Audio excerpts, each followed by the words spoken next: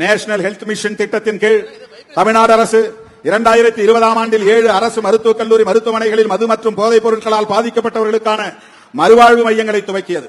அதற்காக 100 பேர் தற்காலிக பணியாளர்கள் நியமிக்கப்பட்டனர். டாஸ்மாக் அதற்கான செலவை ஏற்றுக்கொண்டது.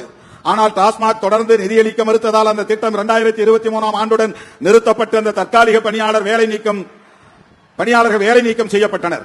இது குடி மற்றும் போதை அடிமை நோயாளிகளை மீட்பதற்கு தமிழ்நாடு அரசு போதிய அக்கறை காட்ட வேண்டும் என்பதை உணர்த்துகிறது. 2023-24 ஆண்டில் மது மற்றும் போதைப் பொருட்களால் பாதிக்கப்பட்டவர்களுக்கு நிவாரணம் வழங்குவதற்கு 2.5 கோடி ரூபாய் ஒதுக்கப்பட்டதாகவும் அதில் 490 பேர் பயனடைந்ததாகவும் தமிழ்நாடு அரசு தெரிவித்துள்ளது. இது மிக மிக குறைவான தொகை என்று கருதுகிறோம்.